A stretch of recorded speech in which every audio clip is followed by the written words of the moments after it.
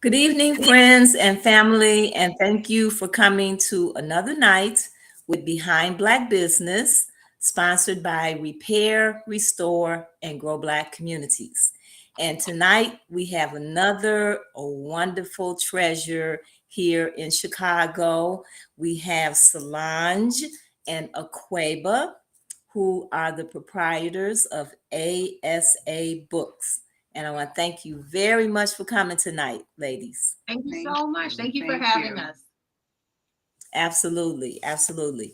So, as you know, we are a nonprofit organization, and we are a few people who organize. We came together to try and do something about our condition here in Chicago, in the Black community. And we felt that the best way to do this is to support our Black businesses, because our Black businesses have the ability to circulate dollars.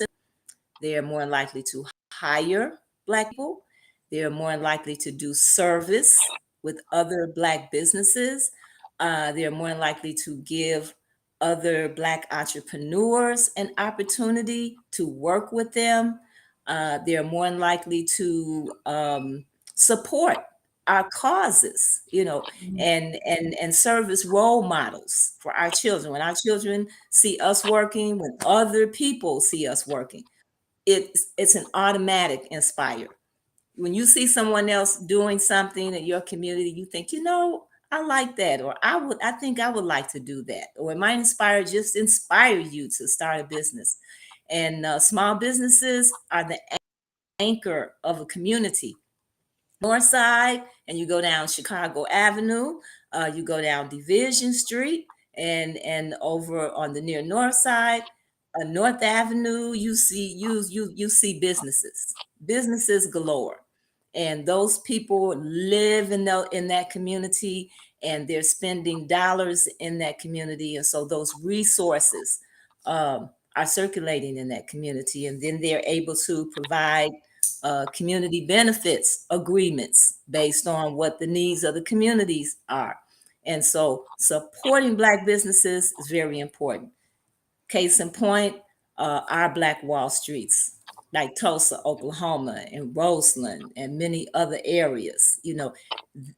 This is what we should be doing. And so this is why we bring you a Black business here in Chicago every week. And we have brought you more than 70 businesses. And we're going to continue to do this because there are a lot of Black businesses here in the Chicago area. And as you know, we are great proponents of Black bookstores.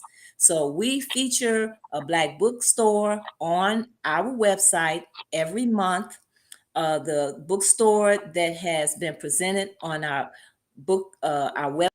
website up to this day, Afriware Books, located at 1700 South First Avenue in Maywood.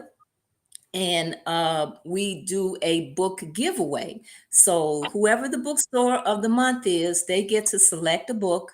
We purchase that book, and one of our wonderful subscribers wins that book.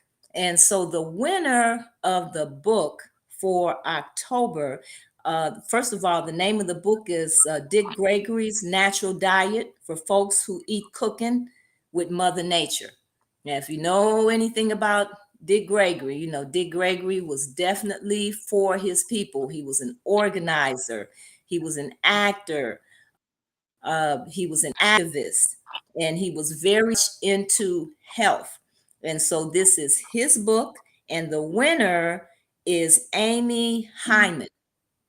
So Amy, you will receive a copy of this book, complimentary, of Repair, Restore, and Grow Black Communities, because we want our communities reading and we want our communities supporting our Black-owned bookstores. So now the bookstore of the month for November is going to be the Underground Bookstore, which is located at 1727 East 87th Street here in Chicago. They've been around for a long time, and Brother Yoel has chosen a 4-pack book by Robert Greene, who tells on the corporations. He's telling what the corporate world is like and how they operate. So this is a 4-pack book. Concise 48 laws of power, concise laws of human nature, concise art of seduction, and concise mastery. Now, this is a very powerful package of books to tell you about what these corporations who run our country are really doing. So if you subscribe to our website, then you could possibly win this 4-pack at the end of November. So it's very important for us that we are reading and we are gaining knowledge and we are supporting our Black bookstores. Finally, the Southside Community Federal Credit Union. They are a Black-owned bank, a Black-owned financial institution that is located at 55th and Wentworth. They've been in our community for over 20 years, giving loans, giving financial literacy and consultation to people in the community. They provide mortgages, they provide car loans, they provide personal loans. The best way for us to support them is to open up an account. When you open up an account at a bank, you give that bank an opportunity to create dollars. And most of us have our dollars in these big banks, and they're big banks because our dollars are in them and they're making money off of our dollars. But are they in turn helping the community and giving us the resources, giving our businesses the support that they need? That's what's important. So we ask you to please support the Southside Community Federal Credit Union. And lastly, we have a out on change.org called Save Black Bookstores in Chicago. We want our local schools and we want our local libraries to give contracts to our bookstores. And that is not something that is unheard of. This is done in various communities throughout Chicago. This is done in communities in the suburbs and in other states. So this is not something that is unheard of, and it's something that used to happen here in Chicago. And so we're asking you to go to change.org, Save Bookstores in Chicago, sign that petition, and we're going to be pushing to get contracts for our bookstores. So those are all of the announcements and things that I want to talk about. And now we want to get to our guests, Solonge and Aqueba. I think those are beautiful names. Can you tell me what your names mean? Well, go ahead. So Solonge actually has a couple meetings. We have the solemn one, and Sun Angel is one. Soul meaning sun. Yep, Sun Angel. Which is very fitting. Okay. My name is from Ghana. It's a Yoruba name, and welcome. The actual pronunciation is Aquaba when you go to Ghana, but I pronounce it Aqueba. Okay, Aqueba. So have you been to Ghana? Not yet, but it's on my bucket list. Okay, looking forward, huh? Okay, that's a spoken. And what about you? Have you been to the continent, Solonge? Have been to the continent. We've both been. Yep, we both have Both been, but not to Ghana. Not for Ghana. We've been to Namibia together. We studied at the University of Namibia many, many moons ago when we were in college. And it was epic experience. I mean, my gosh, I've never seen so many stars in the sky. The people were beautiful. We had a great time. And then I've been to Nigeria as well. I actually did some work with the Nigerian School Project and taught poetry through studying the Harlem Renaissance to children at the primary and secondary schools.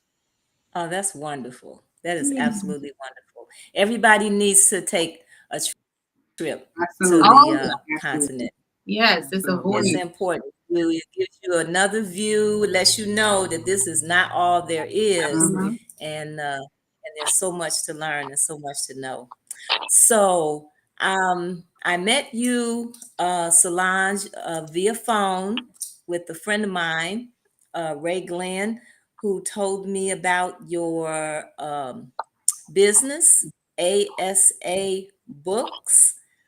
What does ASA stand for? So ASA is actually pronounced ASA. So ASA Books is an acronym. ASA, ASS, is an acronym for Aquaba in our name, with our grandmother, Angeline O'Neill, who has since passed, the head of the inspiration of our company. ASA means beautiful. And we are out here trying to create something beautiful in this world for kids through our children's books. Again, ASA being the acronym for Angeline, Solonge, and Aquaba, we just kind of thought that that was a fitting name for what we are setting out to do. So our grandmother passed last year in May at the age of 94. She lived a tremendous life, left an legacy, and was a huge advocate for education. While she was alive, she served as a paraprofessional in Brooklyn, New York. That's where we're originally from, for many, many years, and really instilled in us and in our parents this love of learning. There's a love of nature that she wanted us to see, even in Brooklyn. Around all of the buildings and the concrete jungle, she always pointed out nature and always read to us and always made sure that she told us stories and just really got us excited about learning. And so this company is a tribute to her and the legacy that she left us as educators.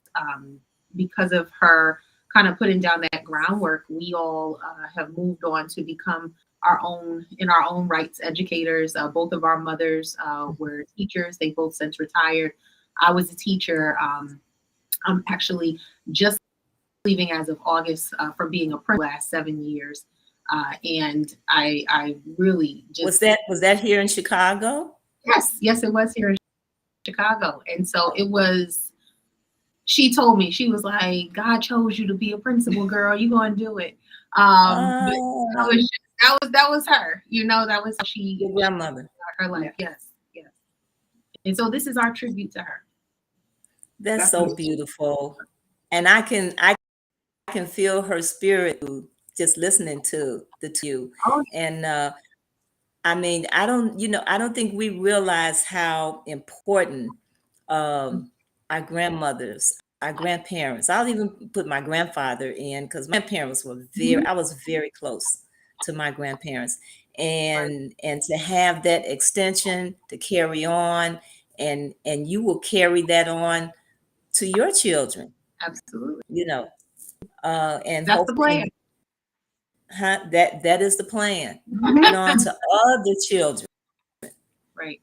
That's wonderful. So you worked at a principal. Were you in the Chicago public schools? Yes, ma'am.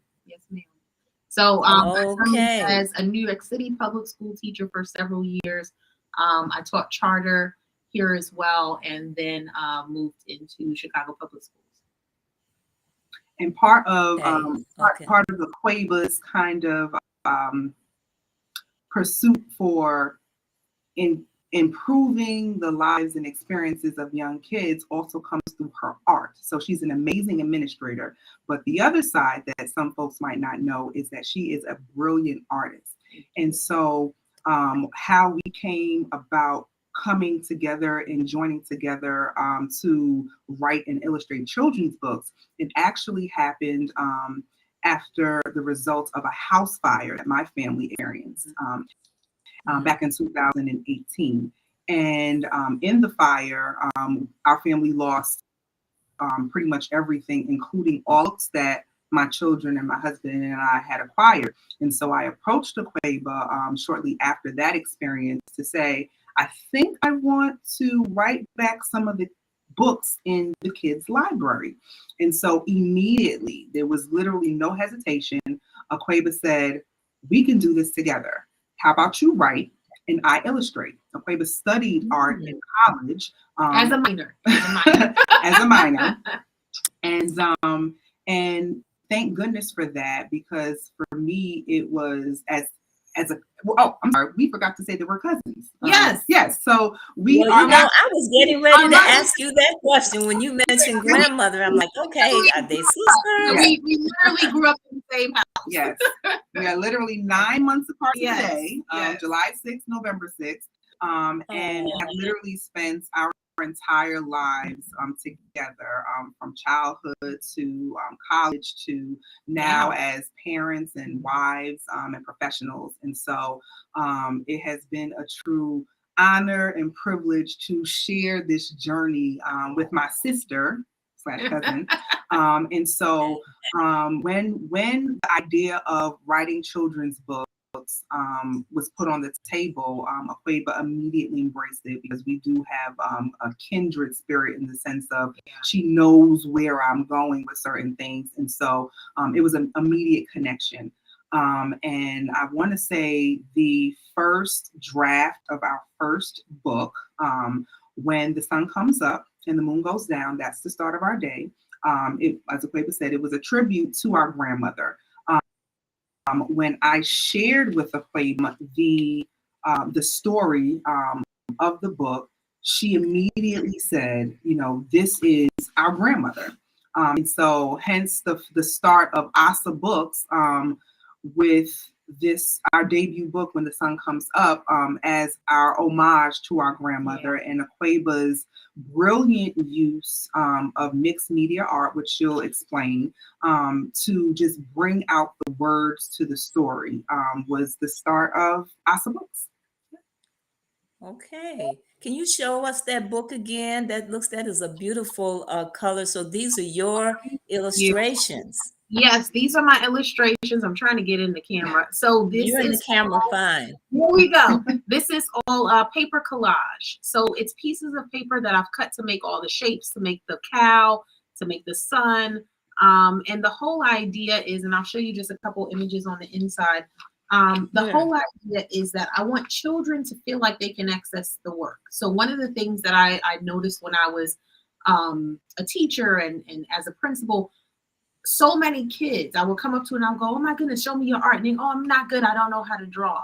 And it's like, there's so many other ways that you can be an artist. And so paper collage is not my normal medium. Normally I use oil on canvas. I'm a painter.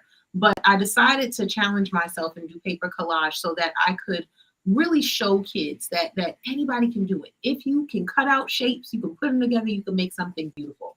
So that's a sample of a tree house.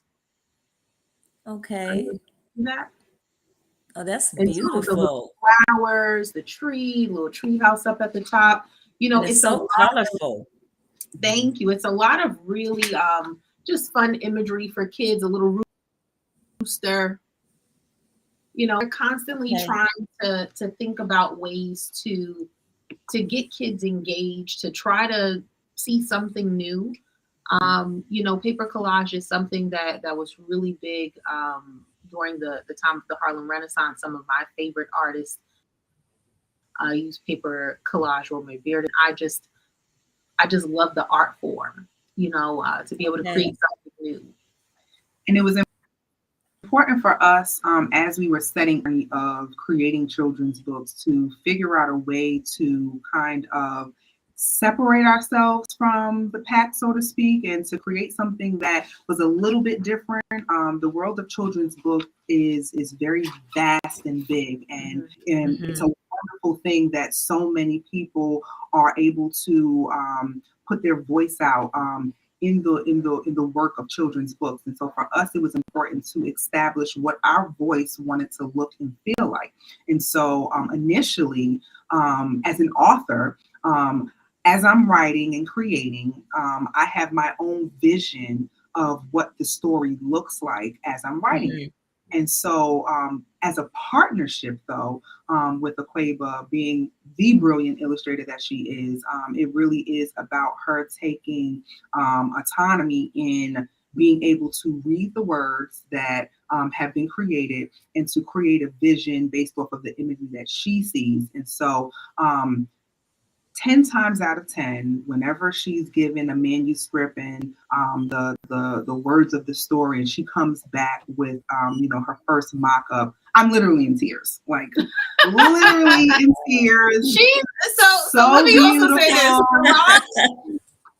sun child to the fullest, like her name says. Oh my goodness!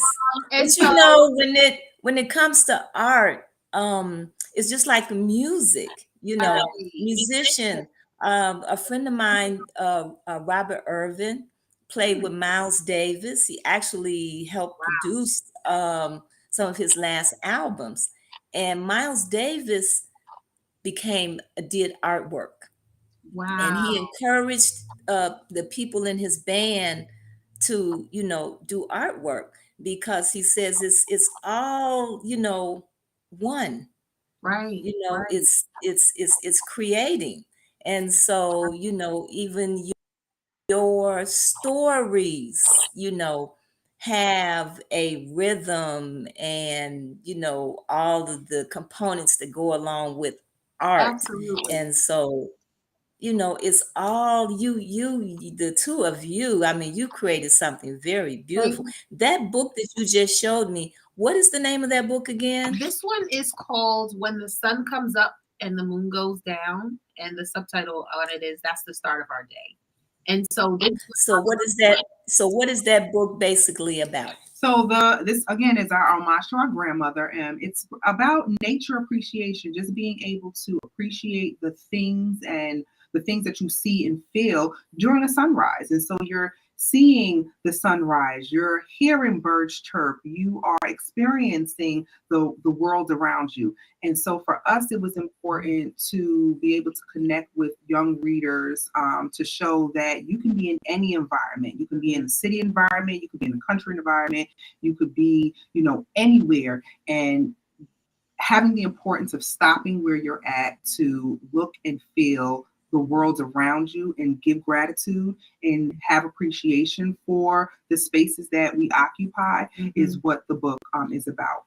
And so Solonge does a fantastic job of bringing these visions to life where, if you're a child and you're reading this, you're able to get a clear picture of what she's seeing, in her words.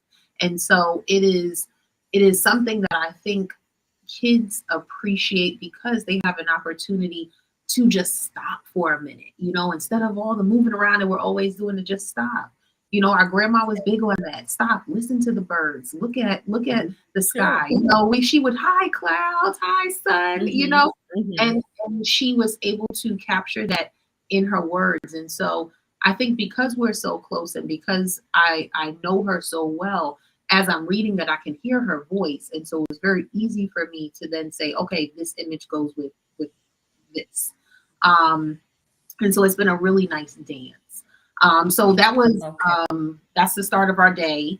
And then we did a sequel to it, and it's the night version. So all animals that are awake during the day, all nocturnal animals in the second book. And a thing that Solonge does, which I think is absolutely awesome, at the back of all of the books, there are activities that parents can do with their children.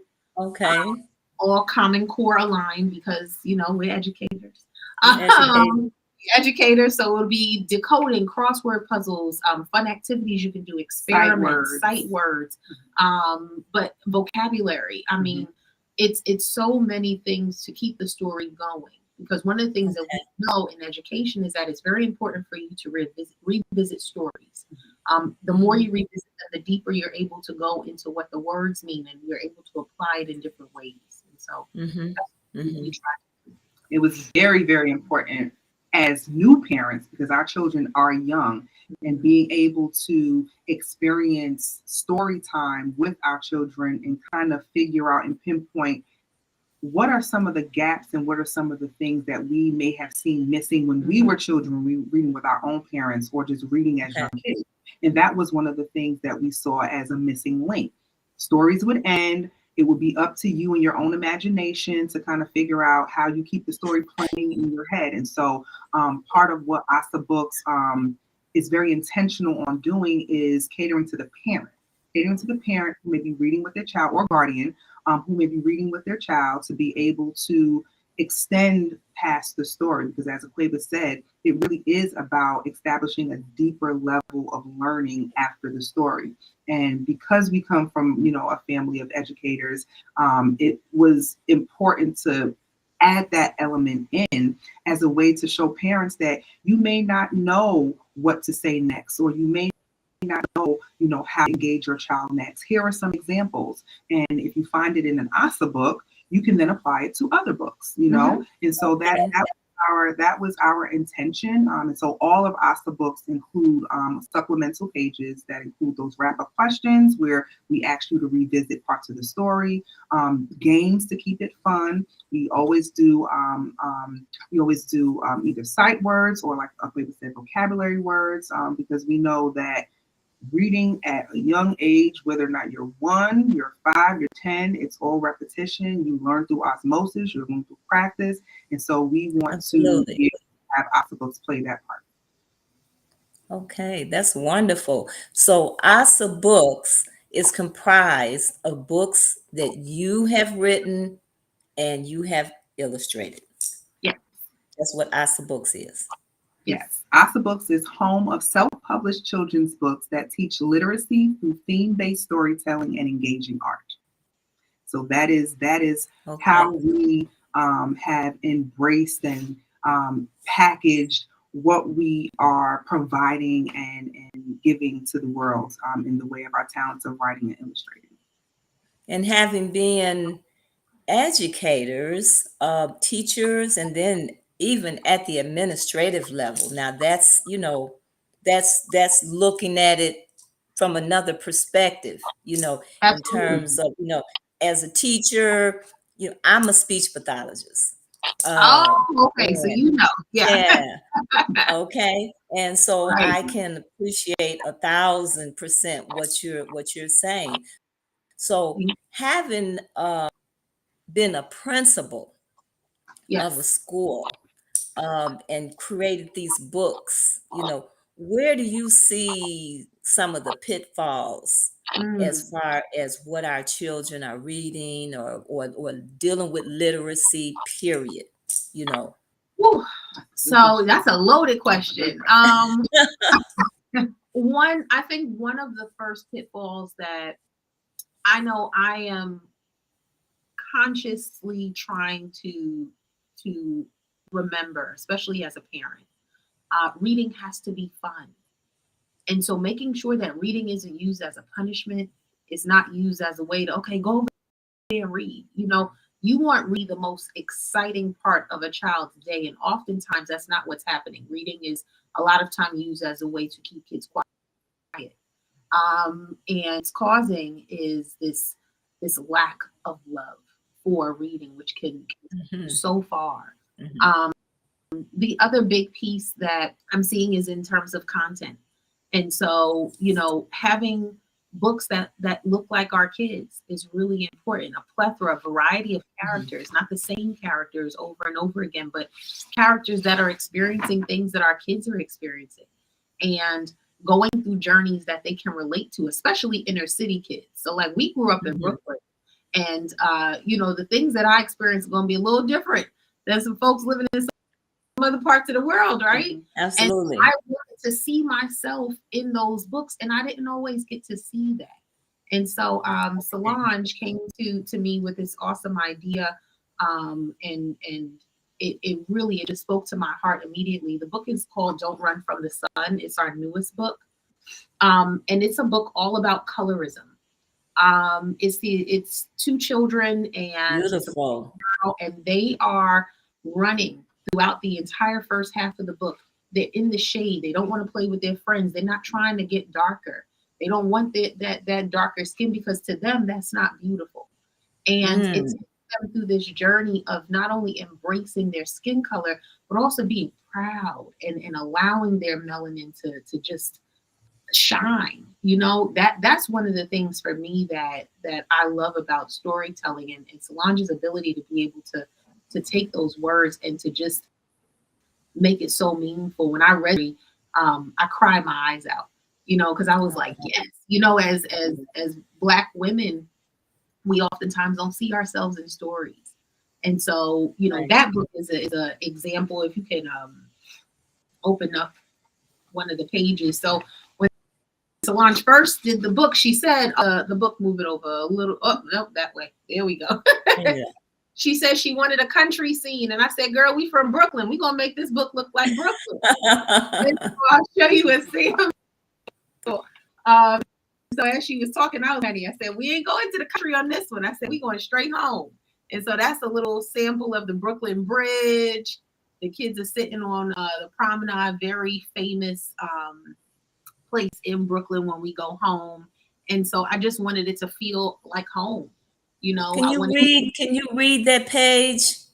Oh yeah, I think start from the top. Okay, there you go. Go for it. Go for it. So this is don't run from the sun. Little brown boy, why do you run away from the golden rays of the sun? You say it's because your skin will get browner, afraid that your friends will giggle with laughter. Brown girl, you sit in the shade, avoiding the brightness of the sun and its rays. I don't want to get dark. My skin's already too black. So I'll sit under this tree next to my backpack. So I'm going to pause her right there because, honey, she'll finish the whole book. Oh, I mean, and I could sit here and listen too. but that's the image that you were just looking at of the little girl sitting under the tree. It's a dark image. Okay. You know. Okay. Yeah. It is that I think when Solonge was writing it, I almost feel like my grandmother was working through her. You know, we come, our grandparents are from Barbados and the Bahamas, and in the Indies, you know, you have beautiful dark tones, and our grandmother was a beautiful chocolate woman, and she owned it. You know, she would say, "I'm a small piece of leather, but I'm well put together." That was her. Right. That was her thing. That's right. That's right. But I also know that she struggled, you know, being made fun of as a dark skinned woman, and not always having the world see her as beautiful. And so to be able to create stories that speak to that and that speak to the power in just loving yourself is huge. Mm-hmm. And part of the wrap-up questions in the back, which has about 7, I believe, speaks to you having gratitude about yourself, self-confidence. There's a mirror on the wall where we ask the kids to name 5 things that you like about yourself. It could be things that are physical, you know, your smile, your eyes. It could be things that are not as tangible. It could be, you know, that you're kind, that you love animals. We ask kids to go through like self-esteem bingo. So being able to other kids and other members of your family to be able to point out those things. We have a page where we put out affirmations. I am smart. I am beautiful. I'm brave. I'm strong. We really want kids to be able to embrace and empower their own self and their own beauty, and be able to have that themselves as they're walking out into the world that may not always recognize it for them. And so the third thing that I was going to say, back to your question of what's missing, social emotional learning is huge. teaching children how to be resilient, teaching them how to manage their feelings, teaching them how do I deal with someone that's teasing me or bullying me or that's not being very kind? How do I deal with the hurt that I feel so that it's not coming out in negative ways? You know, we can teach that through characters. We can teach that through storytelling. And I Absolutely. enough of that existing right now in books, you know, because that's the part I think that really shapes and changes kids' lives. I hope that answered your question. Absolutely. Absolutely. I mean, that's why I think, reading is so important. And because, children, well, the way growing up is today, and a lot of time spent on the computer and less time interacting with each other. When I was a kid, we went out to recess, we played a lot. And so in going out to recess and playing outside after school, you learn how to negotiate. Right. You learn about empathy, you learn about forgiveness, you learned about challenges, challenging. And we were able to set boundaries. People now seem to go from A to Z, nothing in between.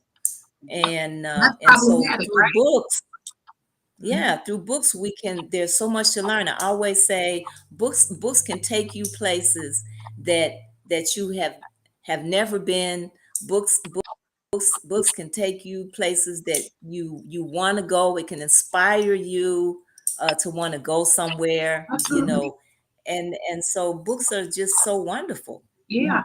And the fact that you have created these books and you're creating these stories and you have these beautiful images and these beautiful stories, and then you have a curriculum base behind them.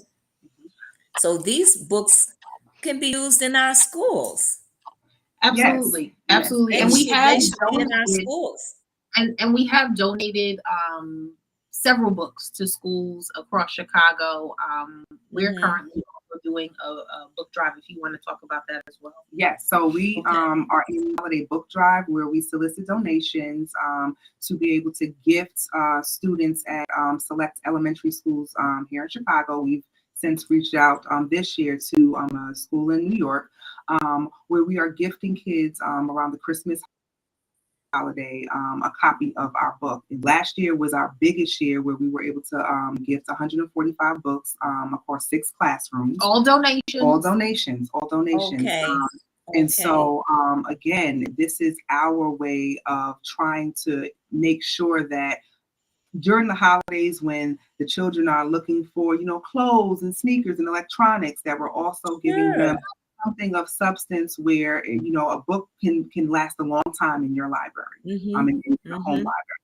And so this year we kicked off our 4th holiday book drive yesterday, November 1st, which was National Family Literacy Day. And we are going to be running it for the next few weeks. And so we will encourage your audience and audiences everywhere to support. We have 3 elementary schools. We have 2 public housing developments and 1 community organization that we are looking to give books to. So we have a total of 200 books that we have a goal to solicit donations for. And so well, we will do everything we can to support you. We are, like I said, we are big supporters of our bookstores. We sponsored 5 events for a bookstore. We just had an event over in Avalon Park for a bookstore. And so we will do everything we can to support you because this is very important. And I just continue to say, I think what you're doing is a very beautiful thing. Thank you. How long has your business been in? How long have you been in business here? Is what I want to say. So our first book was published in 2019. 2018 is when we started doing like the prep work. So we were creating in 2018 and publication for When the Sun Comes Up and the Moon Goes Down was in 2019. So we're still fairly new, and learning a ton, I think, as we go. Every day we're learning, but we're hoping to create a catalog of work that really speaks to this idea that learning is fun, reading is fun, you know, to give parents an opportunity to be able to get some support in terms of how to access reading to their kids with depth. I think is also really big. And then of course, you know, we're always in a place where we're thinking about our grandmother and just the legacy that she left, and making sure that you know, in the books we're digging deeper, you know. And so the first few books were, you know, really kid friendly and fun and all that, but now we're shifting into more you know, heavier content, so that we can kind of push the boundaries in terms of what we're exposing children to. And the writing right now, it's kind of mirroring my oldest son, who is now 8. And so when we first started writing, the books are in rhyme. And so as we are journeying through more projects, this is our 4th project. Don't Run From the Sun was our 4th project. As Aquaba said, the books are getting more content heavy, tackling some of the issues that, you know, kids within that 3rd and 4th grade classroom age are going through. And so when we have our meetings, a lot of times we are sitting and talking about, you know, what content is relevant and relatable to this specific age range, because we want to be able to have our books capture their interest in that way. Of course, throwing in the things that's going to make it fun, but what issues are they dealing with at this age? You know, self-esteem, you know, maybe not feeling confident, dealing with peer pressure. And so as the books, as our projects kind of progress, the intent of the content that we're writing about is also, as I said, getting a little deeper, tackling a lot of those deeper issues. Now, do you deal with history at all? Or have you dealt with it? Consider dealing with history? We have not dealt with history yet, but we did have a project idea that we talked about Black colleges, historically Black colleges and universities, because we both attended Delaware State University, which is the HBCU. Which is a HBCU, and being able to showcase content from HBCUs through children's books. So we're always brainstorming ideas. We are, and I think that the big piece that, you know, I just kind of want to highlight in that we have to think about how do we access the historical content from a place where kids can understand it. And so because history is not taught the way that it was, you know, years ago, there are so many gaps in terms of children's understanding about history. And so making sure that as we're filling in the gaps, we're giving them not only an accurate historical perspective, but also, you know, still characters that they can relate to and that they feel connected to, and that makes sense. And so it's a genre that we have not yet gotten into with the historical fiction, but it is something that, you know, it might be out there at some point. But the sky is the limit, you know, really, with the direction that's And one of the things that I appreciate about Aquaba and the role that she plays as an administrator is that she's always challenging the research. And so this isn't just, oh, we have a storyline, you know, let's just, you know, figure out some illustrations to go with it.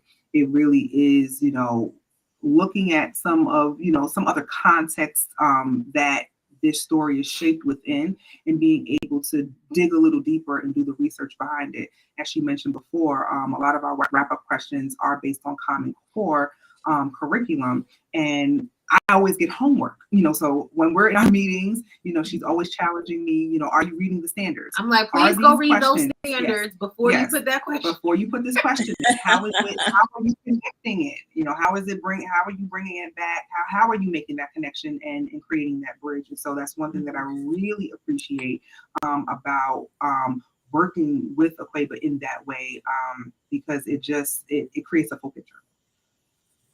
Now, can you give a little explanation about Common Core? Just something, because a lot of parents, they don't understand, and they don't know what that is, Got it. Okay, so however you want to bring that. Yeah, so I will break it down as simply as I can. So there are state standards that we follow, and the idea behind the standards is to make sure that at every grade level, kids are getting content that they can master that will help them progress in the next grade level. And so there are certain standards for reading, for math, that we want to make sure that we've included. They also have science standards and that also, but we wanted to make sure that we specifically thought about the development. Child development is huge in those standards. What are kids able to do at each grade level? And how do those standards build from grade to grade? Part of the reason that the standards are set up that way is because, well, I'll say a few different ways, but you can't teach in isolation. There has to be stepping stones. There has to be building. And so to get from, in kindergarten, I'm going over, letters and sounds and things like that, to being able to read is not a very easy process to get through. It takes several steps in terms of phonemic awareness, in terms of your understanding of how those words work together in order to make sense. I mean, there's so much that goes into it. And the standards just are more like a roadmap to be able to get there. The other thing that I like about it is that many moons ago, you would go from state to state, and one state would have certain set of standards, another state would have another set. So if you move, you might be working on something that was already covered before, or something you've never seen before. There's no step, and you're kind of stuck. And so what I appreciate is, like, when I was a New York City school teacher, Common Core state standards had already rolled out. When I came here, it was the same standards. And so as a teacher, it was great because I was able to then jump right in. I already knew it. I was familiar. It's the same for kids. So now I'm a kid. I went from third grade in New York to third grade in Chicago, but they're covering similar topics. You get where I'm going? And so it makes it a little bit easier for children, I think. Okay. And this is all okay. So what grade levels would you say you're covering right now? So of the 4 books that we currently have, the span goes between K through 2nd grade. Our first book is around that 1st grade level. When the sun comes up, when the moon comes up, you're bridging between you're pretty much at the 2nd grade level. When Shaping Families, which is our 3rd edition, which is a play on polygons and its connection to how families are shaped. And so we go from triangle, which is a 3-sided figure, a 3-person family, to decagon. And so those Common Cores are 1st grade. Common Core standards are 1st grade. And what Don't Run from the Sun, which is our 4th book released earlier this year, is 2nd grade. And so the idea is that even if your child is not in that grade, you can still access the materials. And so my daughter's 2.5, we read the books together, and we might just be looking at the pictures and the colors that we see, and just trying to find different ways to dig into the books. Well, even to the higher grades, I'm always looking at any topic or any statement and how you stand and expand on it, and take it into different contexts and to have different experiences with it. Absolutely. And so just think there's the opportunity for children at even some of the upper grades to appreciate the artwork and the storyline, and even encouraging them to write. Right. Absolutely. Right. Creative writing and critical thinking is very key to really trying kids to do. So it's one thing to be able to recognize words and to be able to read sentences. what questions can you now ask based off of the content that you just read? What storyline can you maybe make up in your head based off the illustrations that you just saw, within the story? And so it's the ability to assist children at this young of an age to start that critical thinking. That's because that's something that doesn't necessarily come easy, especially when you get all these rumors about being in the public school space and teaching to the test and memorization. We want to be able to get kids outside of that. You can memorize these phrases, but can you create your own thoughts and questions behind the content that you've now consumed? And so that's again that we're just trying our hand out in being able to add in that extra piece in the back of our books. Mm-hmm. Yeah, it's about creating those fundamental skills that you need. So no matter what it is, you can figure it out. Mm-hmm. Absolutely. You have some commentary about it, and so this is really wonderful. And so, how long have you been in business? I mean, how long have you been doing this again? Since you said 4 since years. 24 years 2019. or 4 Yeah, years. 2018. 2019. Yep. Okay. Yep. And are any of your books in any bookstores or So we just actually where are your books?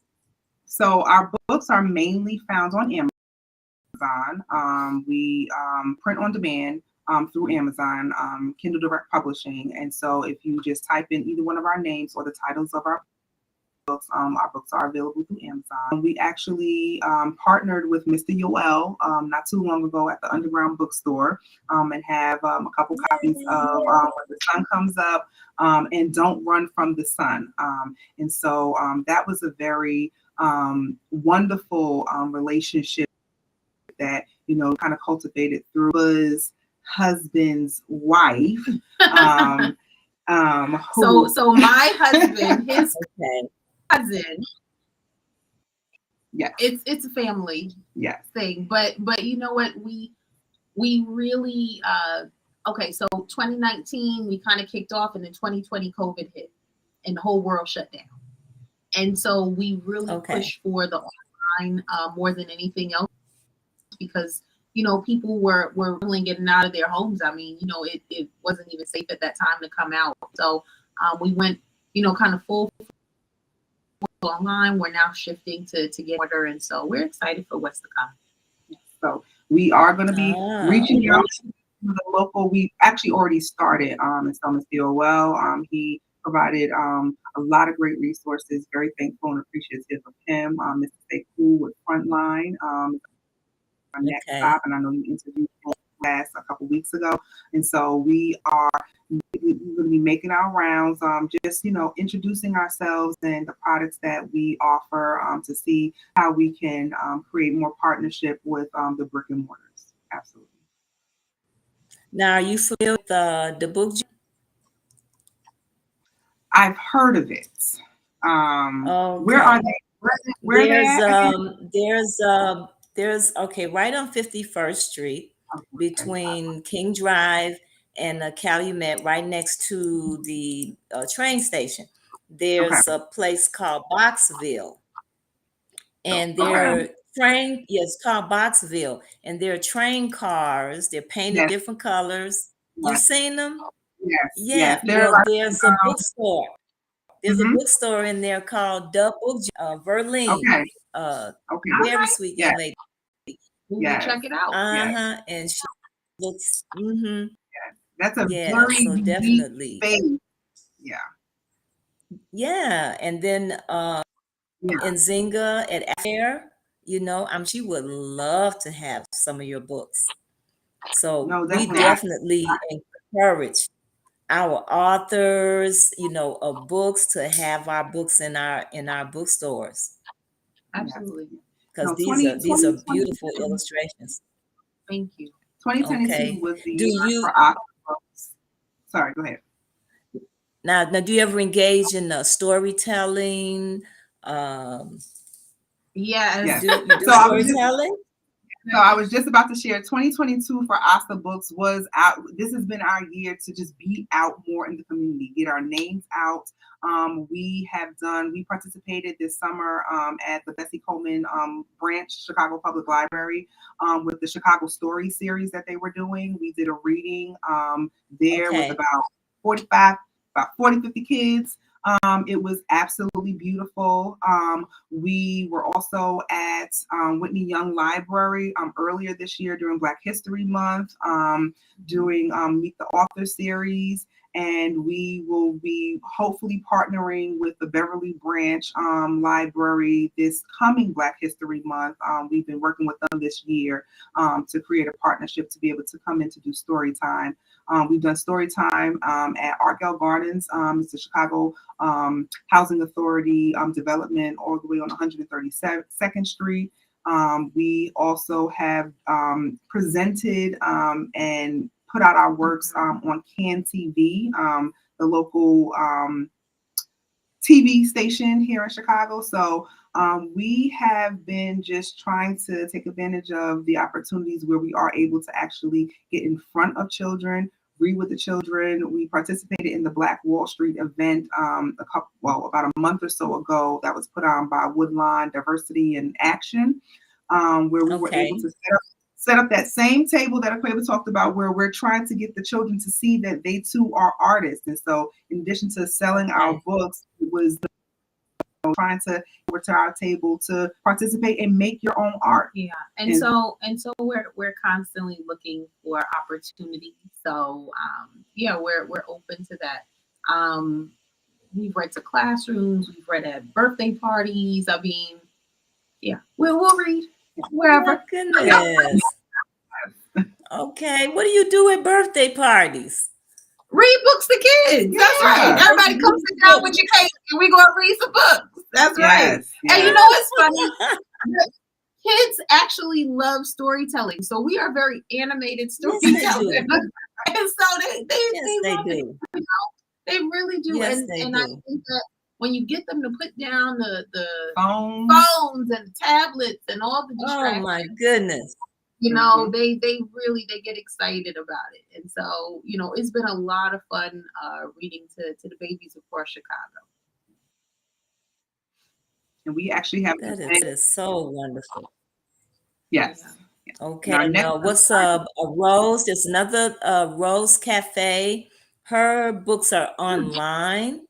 But she's a young lady from Roseland, and she's a teacher. I believe she's a special education teacher, and very nice young lady. And she has a bookstore called Rose Cafe, but these are books online. Okay. So I'm definitely want to make sure you get hooked up with everyone, because actually, Chicago is definitely a move. We were down to 2 bookstores in Chicago, but now it is flourishing. There's a Soulful Chicago books. There's Semicolon up on the north side. I mean, I think we have about 8 or 9 bookstores now. And so we are on the move, and I am so happy to hear this. And what you're doing is coming from the author, illustrator side, and like I said, the sky is the limit, in terms of where you can go and what you can write about. So I know your grandmother's very proud of the 2 of you. Yeah, she is. She got to see 2 of our books before she passed. And so and what did she say? What did she say? Oh, this is beautiful. Oh my goodness. She it's funny because as I'm creating the images, I'm constantly thinking about her. She used to make trees all the time. So she liked to draw. She used to make trees, and she used to make these birds in the shape of an M. And so I'll show you a sample. Let me get in there. There we go. And so I got the little birds. There we go, over there up in the corner, like how she used to make them. And that's a little image of Grandma. I don't know if you could see that. The little lady sitting on the And there. That's literally how she looks. That's literally how she looks. Just like that with the little cane and everything. So, you know, she's still with us in spirit through these books. And see, a combination of good writing and good illustration, it makes it fun and enjoyable. Because I used to read to my daughter, and I think I enjoyed reading the stories, especially when they had nice pictures and it was interesting, funny. Yeah, I mean, I enjoy reading to her. Yeah, absolutely. I do have a question. I do have a question if we have time. Yes, ma'am. So at the beginning of this segment, you mentioned featuring a book of the month. Yes. And it was Dr. Gregory's book. And I did Gregory's book. I am going to ask whether or not there is space and opportunity to include a children's book as part of your book of the month, to do an adult book and a children's book. Because with all the wonderful authors here in the city and abroad, just wondering if that's an opportunity. Well, here's what the opportunity that we're going to do is, okay, this is November. So for December, you can be our bookstore of the month. And then you will have select whichever book you want, or maybe since it's December, we'll do something special. See what we can figure out for December. But you'll be our bookstore of the month, and we do a cycle. We just do a cycle every, and so you would be coming back. See, so this wouldn't be the end. Awesome. Thank you. Yeah. Thank you. That's how important we feel reading is. You know, the time when we couldn't read, you know, it was against the law for us to read. Mm-hmm. Absolutely. And that shows you how important it is, you know, and it's so important that we have our images in our books. And like I said, again, the sky is the limit for the two of you. Thank you so we appreciate it. And thank you for having us. We really had a good time. Yeah. Grateful. Absolutely. And I want to thank you so much for coming. And I want to thank you so much for what you're doing. We got a principal and teacher, so you know former how important this is. Well, okay, former principal. But and former. Are you still? I'm actually now doing leadership development. So helping other principals. Okay. And I actually work for the Chicago Housing Authority as a senior portfolio manager. So I get to engage with families and children through my work. And so just being able to bring in the author Solonge into that space.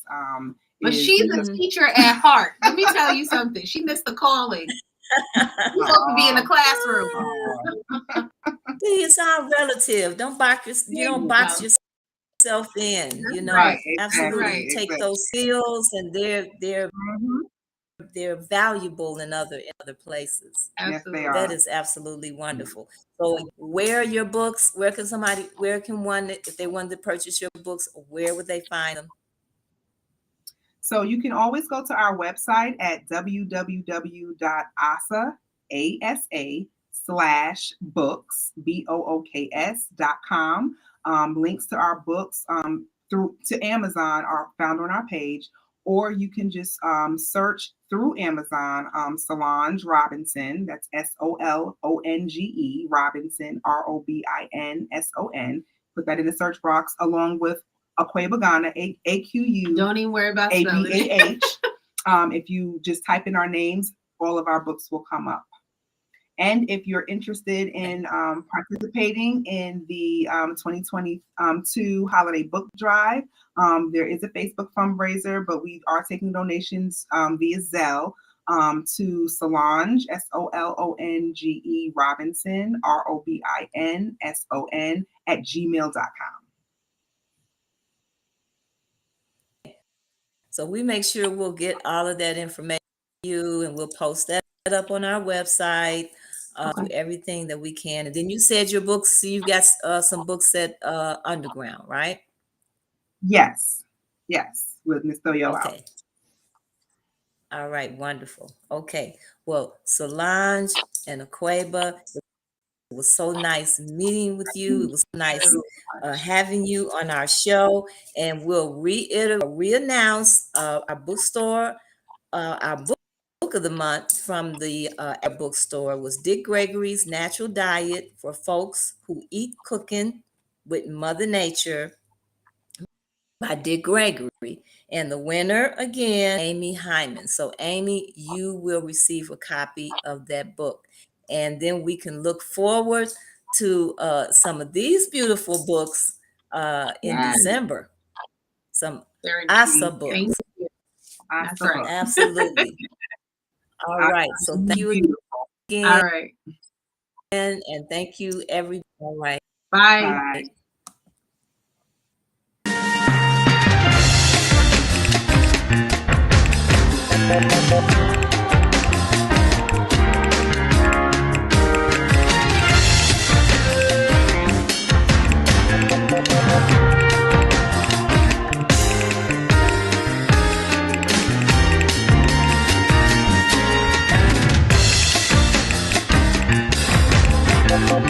Bye.